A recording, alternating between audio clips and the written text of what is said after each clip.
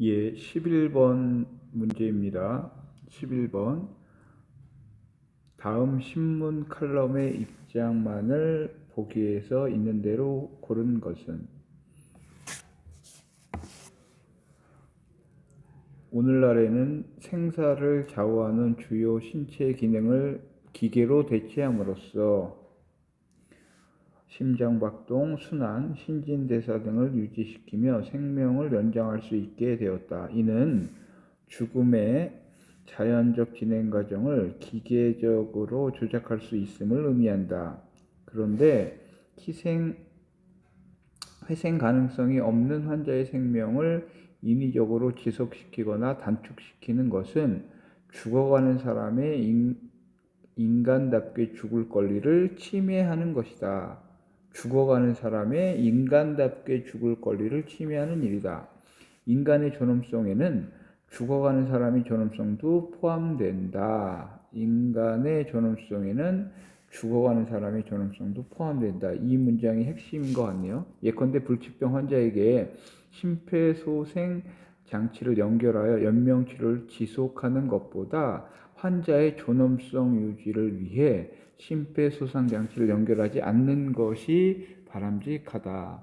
여러분, 11번 문항은 그러니까 신문 어떤 칼럼을 빗대어서, 그러니까 회생 불가능한 환자가 어떤 이제 인간답게 자신의 죽음을 맞이할 수 있게 연명 치료를 중단할 수 있다. 우리가 어디서 나온 내용이냐면 안락사 여러분 EBS 교재 37쪽 내용에 나오는 내용입니다. EBS 교재를 잠깐 볼게요. 자, 안락사 부분의 윤리적 쟁점은 이제 불치병으로 극심한 고통을 겪는 환자 또는 그 가족의 요구에 따라 의료진이 인위적으로 개입해서, 그러니까 인위적으로 개입한다라고 하는 건 어떤 이제 의학적인 처치로 이제 생명을 중단시키는, 단축하는 행위를 안락사라고 합니다. 안락사의 유형이 있다라고 얘기했어요. 적극적인 안락사와 소극적 안락사. 적극적인 안락사는 환자의 삶을 단축시킬 것을 의도하여 약물을 직접 주사, 구체적 행위하는 것. 그래서 적극적인 안락사는 현행 우리나라 법으로 인정된다, 안 된다? 안 된다. 안락사 자체가 굉장히 이제 법적으로 함부로 허용할 수 없는 일이잖아요. 특히 이런 이제 그 약물을 직접 주입해서 생명을 단축시킨다. 이거는 살인행위예요. 우리나라는 당연히 허용을 안 하죠. 대신 우리나라 이제 안락사라고 하면 요 소극적인 안락사, 죽음의 진행 과정을 일시적으로 저지하거나 연명시킬 수 있는 의료 행위를 하지 않고, 그러니까 적극적으로 치료하지 않는 거죠. 아니면 자발적으로 호흡이 불가능해. 호흡기 같은 걸 이제 떼는 거죠. 이런 것들은 다 소극적 안락사의 유형에 해당됩니다. 이런 이제 안락사는 찬성의 입장과 반대 입장이 있습니다. 그래서 이 쟁점이 중요한 거죠. 쟁점. 찬성의 입장, 인간은 자율적인 존재로 내 죽음도 내가 내 목숨 내 맘대로 할 수 있다. 자율성. 인간답게 죽을 권리. 이것도 인간의 존엄성이 굉장히 중요한 부분이다. 불치병을 앓고 있는 환자에게 연명치료를 하는 것은 본인과 가족에게 심리적, 경제적 부담을 줄 수 있다. 그렇죠. 치료비. 연명치료는 제한된 의료 자원을, 그렇죠, 효율적으로 사용할 수 있으니까 보다 살아날 수 있는 가능성이 높은 환자를 보다 적극적으로 치료하는 게, 왜냐하면 한계가 있으니까, 병원도 한계 있고 의사도 한계가 있으니까. 그런 의미에서 안락사를 찬성해야 된다라는 입장. 여전히 반대편 입장도 있습니다. 모든 인간의 생명은 소중한데 생명을 인간이 함부로 그걸 단축시킨다. 그건 인간의 영역이 아니라는 겁니다. 인간은 자신의 죽음을 인위적으로 선택할 권리를 갖고 있지 않다. 그래서 왜 이런 의미는 뭐냐면, 우리가 만약 이렇게 된다라고 하면 자살을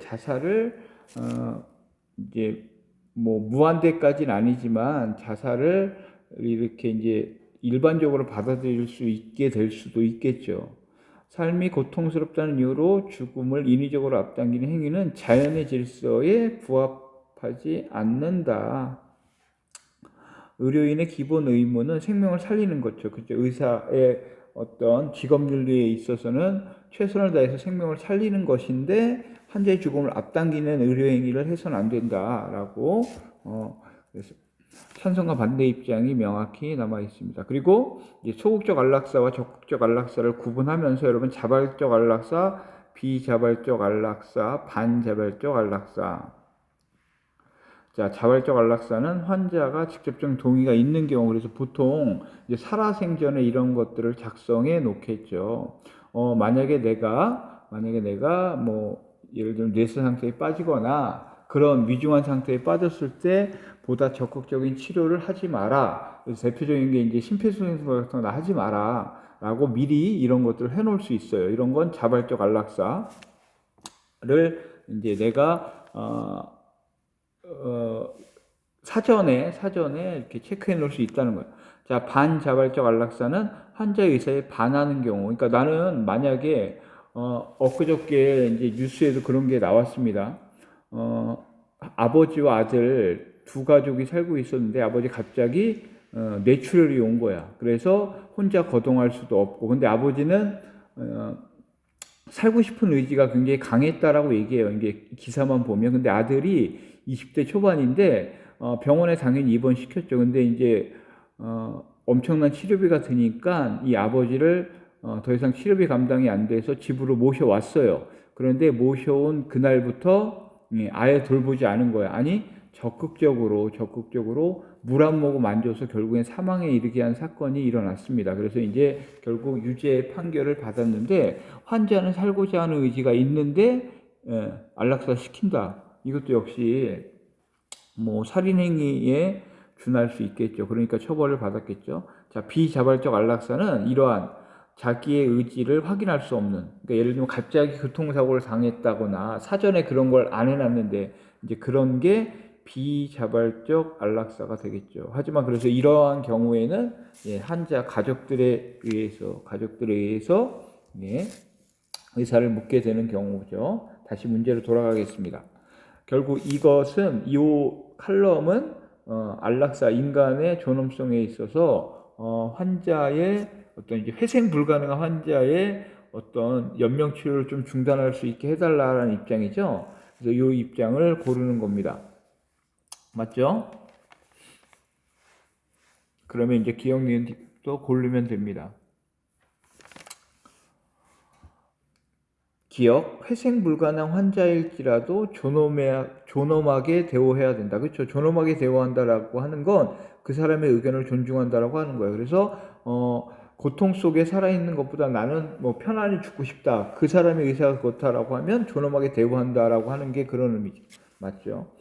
니은, 회생 불가능한 환자에 대해 적극적 안락사가 필요하다. 자, 여기 봐봐. 적극적 안락사가 필요하다는 건 아니죠. 제가 앞전에 EBS 교재를 통해서 적극적 안락사는 현행 우리나라 법상의 살인행위입니다. 살인행위. 그러니까 소극적으로 연명치료를 중단하는 건 소극적인 행위야.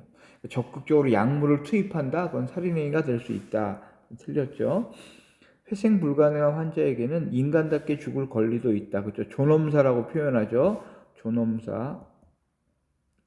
인간답게 죽을 권리. 존엄사. 리얼. 회생 불가능한 환자 생명을 인위적으로 연장하면 안 된다라는 입장이 칼럼의 입장이야. 그래서 정답은 4번이네요. 안락사 문제, 이제 인간 삶과 죽음의 윤리에서 안락사 문제도 자주 출제되는 문제입니다. 자, 12번. 갑을 사상가의 입장으로 적절하지 않은 것을 고르는 거네요. 갑. 사회계약의 목적은 사회계약. 계약자들의 생명 보존에 있다. 남들을 희생시킴으로써 자기 생명을 보존하려는 사람은 필요하다면 남들을 위해 자기 생명도 내놓아야 한다. 사형도 같은 관점에서 고려해야 된다. 즉, 네가 남의 생명을 침해했다라고 하면 너도 그렇게 사형을 당할 수 있다. 근데 여기서는 사회 계약이잖아. 그렇죠? 사형제를 찬성하는 루소입니다. 사회계약 루소. 그래서 왜냐하면 루소의 입장은 사회계약 문제 계약을 했어. 살인하지 말라. 그런데 그 계약을 어겼어. 그러면 거기에 응당한 처벌을 받아야 한다라는 입장이죠. 왜? 그거를 사전에 계약을 했기 때문에. 그 계약을 어긴 건 죄이기 때문에. 을 볼게요. 사회계약의 산물인 법은 최대 다수에 의해 공유된 최대 행복, 공리주의네요. 목적에 비추어 평가해야 된다. 사형은 범죄 억제력이 낮고, 그쵸, 사형이란 제도는 범죄를 막는, 미연에 막는 억제력이 낮대요. 잔혹함의 문보기를 제공하기 때문에 유해하다, 잔혹하다. 그래서 그게 인간을 더 해하게 할 수 있다. 법은 스스로 살인죄를 범해서는 안 된다. 그러니까 사형제도, 그 법 자체가 범죄자를 죽이는 것. 그거는 그러니까 법이 사형을 하는 것과 같다. 그래서 난 사형제도를 반대한다. 누굽니까? 베카리아. 그래서 종신형 평생 감옥에서 무기징역이라고 하는 게 훨씬 더 사람들에게 범죄 예방에 효과를 줄 수 있다. 그래서 사형보다 종신형이 훨씬 효과적이다. 사형제도 반대 베카리아입니다. 자, 그러면 이제 갑을 사상가 입장으로 옳지 않은 것이네요. 갑. 살인범은 생명권을 사회에 양도한 것으로 보여야 된다. 맞습니까? 그렇죠. 여기 계약을 했다라고 하는 건 내 생명을 사회에서 어떤 제도에 의해서 어떻게 할 수도 있다라고 하는 거야. 마음대로 할 수 있다가 아니에요. 여러분 착각하면 안 돼. 무슨 얘기냐면 내가 다른 사람을 죽였어. 그러면 나 또한 내 생명 또한 그 죄를 범한 대가로 사형이 이루어질 수 있다. 왜? 그게 이제 계약에 나와 있는 거니까. 그래서 갑은 이거 맞죠? 2번. 살인법은 법률적 인격체가 아닌 공공의 적으로 간주된다. 여기서 공공의 적이 되는 이유가 뭐예요? 여기 살인범이에요. 살인범. 계약을 어긴 거잖아. 그 계약은 그 사회에 모인 모든 구성원이 동의해서 합의한 건데 그걸 어겼다라고 하는 건 다른 사람한테도 피해를 줄 수 있다. 그래서 공공의 적으로 간주될 수 있다. 사회계약론자에서는 당연히 이렇게 얘기하겠죠? 맞네요. 3번 을. 범죄 예방 효과는 형벌 타당성 평가의 기준이 될 수 없다? 없다가 아니죠. 왜? 베카리아는 종신형이 훨씬 더 범죄 예방 효과가 있다. 왜? 사형제도는 잔인해. 그리고 그냥 한순간에 잔인함으로 끝나. 그리고 사람들이 잊는다는 거야. 그래서 범죄 예방 효과는 훨씬 더 평생 감옥에서 썩을 수 있구나. 라고 해서 종신형이 훨씬 더 예방 효과가 크다. 그래서 사형제도를 반대하는 거예요. 그래서 없다가 아니라 있다겠죠. 틀렸네요. 정답은 3번이네. 나머지 봅시다. 베카리아. 살인범에 대한 사형은 유용하지도 않고 필요하지도 않다. 그렇게 얘기했죠. 맞습니다. 낮잖아. 억제력이 낮다. 5번 갑과 사형의 정당성은 사회계약의 근거에 평가할 수 있다. 사회계약에 의해 평가할 수 있다는 갑만 해당되겠죠. 갑만 해당됩니다. 사형제도도 여러분들 중요한 단원이죠. 자, 13번. 다음 주장한 사상가의 입장으로 적절한, 그거 안 했네요. 12번은 여러분 EBS 교재 81쪽에 나와 있습니다. 81쪽에 나와 있어요. 자, 사형제도 하면 여러분들 또 누구까지 아마 볼까요? 81쪽.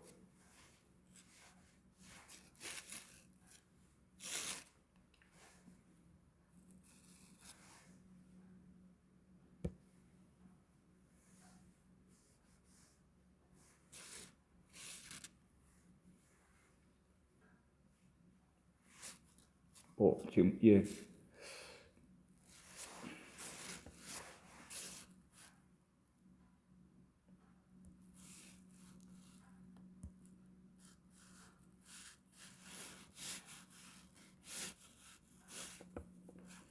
자, 아이고 이게 선생님이 그 작동을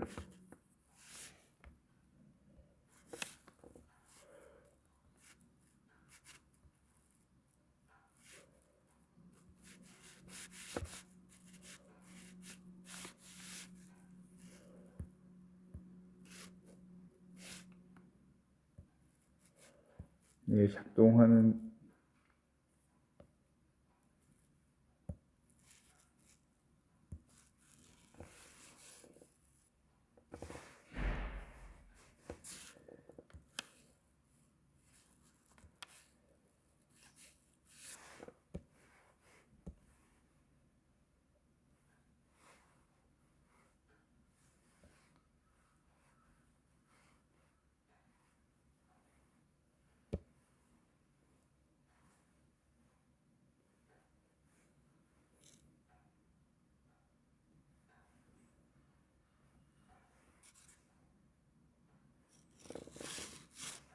예, 일단 다시 지금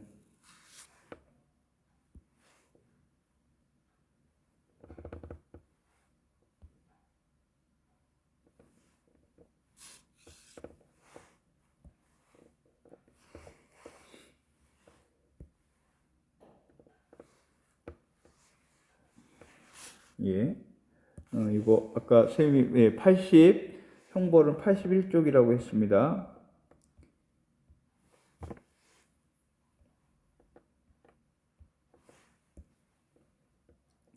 81쪽 보면 예, 이제 교정적 정의에서 응보주의와 공의주의가 형벌 관련돼서 응보한다라고 하는 건 그에 대한 대가를 한다는 얘기고, 결국 이 처벌의 가장 심한 처벌이 생명을 뺏는 그게 이제 사형제도죠.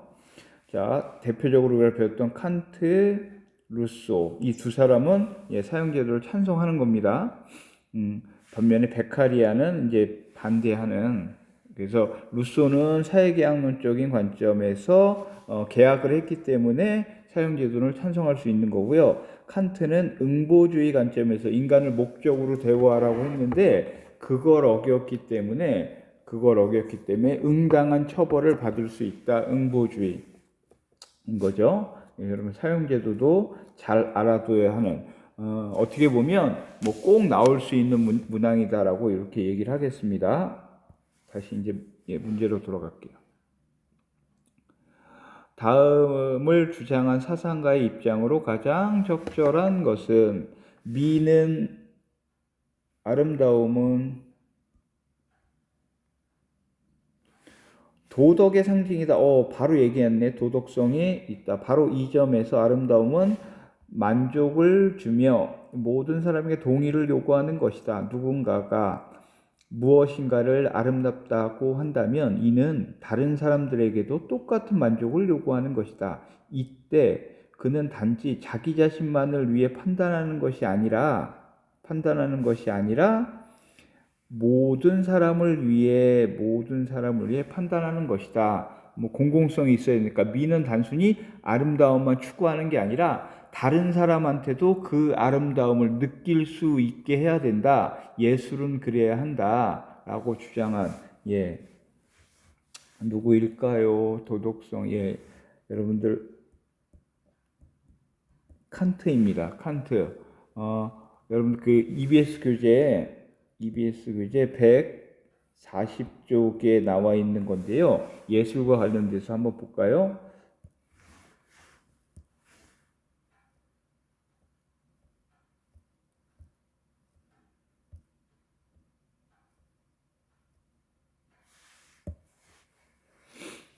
자, 예술, 미적 가치와 윤리적 가치, 칸트, 정약용 이런 사람 배웠죠.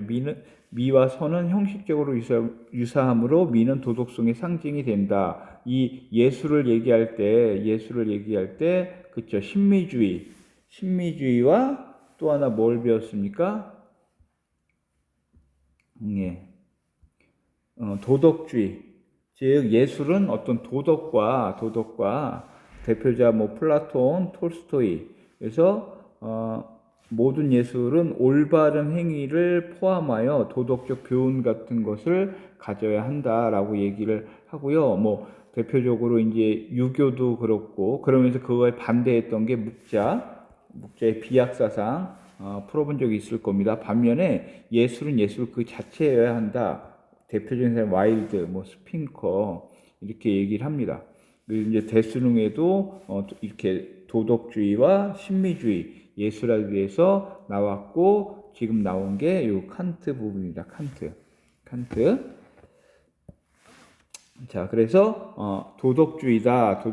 그러면 가장 적절한 것은 미는 도덕과 달리 독립된 영역이고 신미주의겠죠. 아니네. 2번 미적 판단은 이해관계를 초월한 보편성을 지닐 수 있다. 아까 얘기했죠. 모든 사람을 칸트의 입장 맞네요. 3번 미의 판단 형식과 선의 판단 형식 간의 유사성이 없다가 아니라 있다. 4번 미적 가치는 예술의 형식이 아닌 내용으로부터 도출된다. 자, 미적 가치는 예술의 형식이 아닌 내용으로부터 도출된다. 예술의 형식은 미적 가치, 예술의 형식의 내용으로 도출되는 게 아니라 도덕과 연관되어야 된다. 도덕이 빠졌죠. 그렇죠? 그러니까 왜냐하면 이거는 미만 따진다라는 의미잖아. 5번 미적 즐거움은 이성에서 감성으로 나아가는 계기를 마련한다. 미적 즐거움은 이성에서 감성. 이거 역시 신미, 내 마음속에서만 느끼는, 그러니까 도덕과 관련 있다는 얘기가 안 나오잖아요. 그래서 가장 적절한 것은 2번 도덕주의 입장을 고르는 거네요. 저 예술, 신미주의와 도덕주의를 비교할 수 있어야 합니다.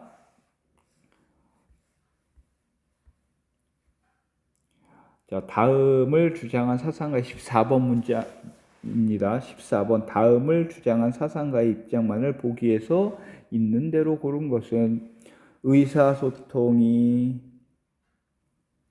이루어지기 위해서는 다음의 규칙들이 전제되어야 한다.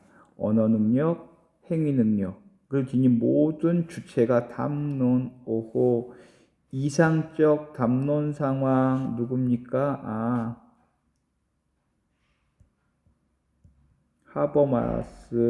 하버마스의 이상적 담론 상황을 얘기하는 것 같습니다. 하며 참여한 모든 사람은 모든 주장을 문제시하여 담론의 내용으로 삼을 수 있어야 하고 자신의 생각과 요구를 표현할 수 있어야 한다. 이런 규칙들을 준수하며 실천적 담론에 참여하는 모든 당사자가 동의한 규범들만이 타당성을 가질 수 있다. 예, 하버마스의 담론윤리입니다. 그래서 하버마스는 이러한 담론 상황에 모두 참여할 수 있어야 하고 이제 참여한 사람들은 거기에서 합의한 어떤 규칙, 규범들을 지켜야 한다가 이상적 담론 상황의 핵심이죠. 그럼 보기 기영, 니은, 디귿에서 이제 찾으면 되죠. 볼게요. 규범이 정당화되려면 모든 담론자가 참여하여 합의해야 된다. 맞죠? 기억은 맞고요. 니은 담론 참여자는 타인의 주장에 이의를 제기해서 안 된다. 아니죠. 이의를 제기할 수 있어야 되죠. 틀렸네요. 디귿 공정한 담론을 통해 합의된 준칙은 구속력을 지닐 수 있다. 그렇죠? 지켜야 된다. 맞죠? 리얼 담론의 공동 결의 과정에서 자신의 희망을 표현할 수 있다. 그렇죠? 자신의 주장과 이런 것들을 자유롭게 얘기할 수 있어야 된다라고 얘기했습니다. 4번입니다. 예. 여러분 요 내용은 EBS 교재 164페이지입니다. 볼까요?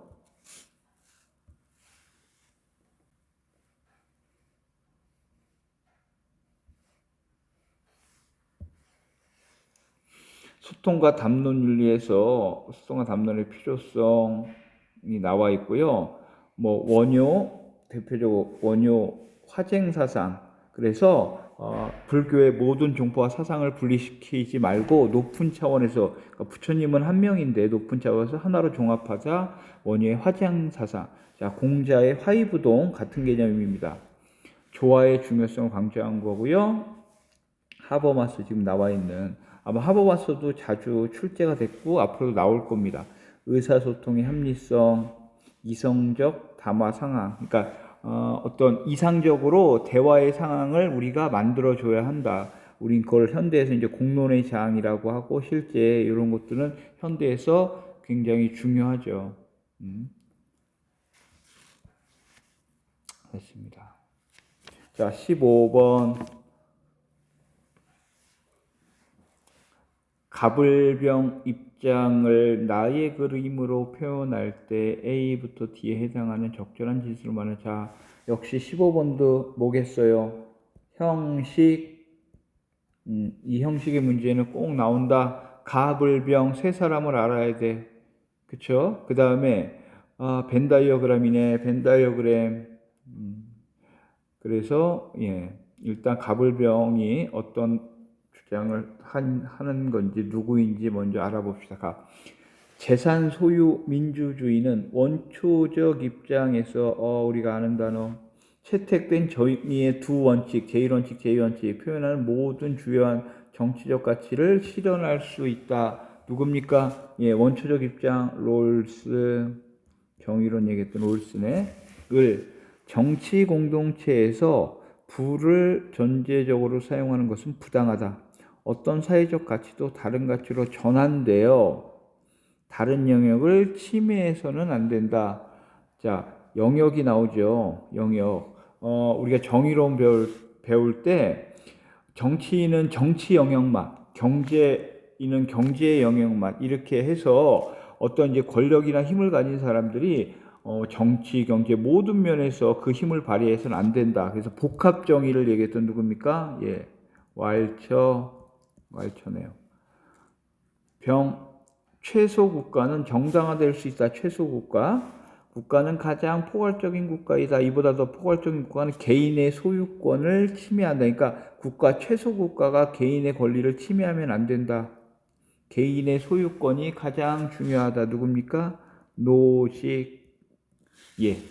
자, 이런 문제 이제 세 사람을 알았으면 어떻게 하라고 했죠? 여기 써주는 게 가장 덜 헷갈린다. 롤스, 왈처, 병은 노직입니다. 자, 그럼 이제 여기서 맞는 것을 고르는 거죠. 보세요. A는 롤즈와 왈처의 공통점, 그죠? B는 롤즈와 노직의 공통점, C는 왈처와 노직의 공통점, 마지막으로 D는 롤즈나 왈처나 노직 모두가 yes 해야 될 맞는 것을 고르는 겁니다. 그럼 볼게요. 이제 A, 롤즈와 왈처의 공통점. 국가가 사회적 약자를 위한 재분배 정책을 시행하는 것은 분배 정의에 위배되지 않는다. 일단 롤즈는 맞아요. 최소 수혜자를 위한 불평등, 우리가 그들을 위할 수 있는 정책을 먼저 그게 차등의 원칙이었잖아요. 롤즈 맞아. 근데 왈처도 약자를 위한 재분배 정책을 시행하는 복합 정의가 그런 의미가 담겨 있겠죠. 당연히. 왜냐하면 정치 영역에서는 정치 영역에 힘을 가진 사람만 라고 한다는 것은 이러한 어떤 재분배 정책을 시행하는 분배 정의에 위배되지 않겠죠. 당연히. 그래서 기억은 맞아요. 왈처의 복합 정의에는 이런 개념이 담겨 있습니다. 자, B, 노직과 롤즈의 공통점. 부정의한 분배를 교정하기 위해 국가가 개입하는 것은 정당화될 수 있다. 라고 롤즈는 얘기할 텐데 노직은 아니죠. 국가의 개입은 최소화해야 된다라고 얘기하고 있잖아. 그래서 이건 노직은 아니다. 이거는 롤즈만 해당된다. 자, 디귿 C. 왈처와 노직의 공통점. 과거의 상황이나 행위는 사물에 대한 현재의 응분의 자격을 발생시킬 수 없다. 과거의 상황, 행위는 사물에 대한 현재의 응분의 자격을 발생. 자, 여기에 노직은 없다가 아니죠. 노직은 자유주의자로서 그러니까 내가 다른 사람에게 피해를 안 주고 열심히 일해서 그걸 소유했거나 한 건 다 본인 거라고 했어요. 그러니까 이 과거의 상황이나 이거에 대한 응분의 자격이 발생시킬 수 있겠죠. 틀렸습니다. 디귿은 이제 세 사람의 공통점. 재산과 소득의 균등 분배가 분배정의 실현의 전제 조건은 아니다. 자, 균등 분배. 롤즈도 자유주의자예요. 그러니까 균등하게 분배를 주장하는 게 절대 아니야. 여러분 헷갈리면 안 돼. 당연히 노직도 여기에 예스라고 안 할 거야. 왈처도 마찬가지입니다. 이렇게 균등 분배를 하는 건 공산주의 사상에서나 얘기할 법한 얘기입니다. 그러니까 여러분 틀리면 안 돼요. 저 세 사람의 공통점 기억. 그래서 정답은 2번이네. 정답은 2번. 그래서 여러분들 이 정의로는 꼭 출제됩니다. 꼭 출제돼요. 여러분 EBS 교재 78페이지.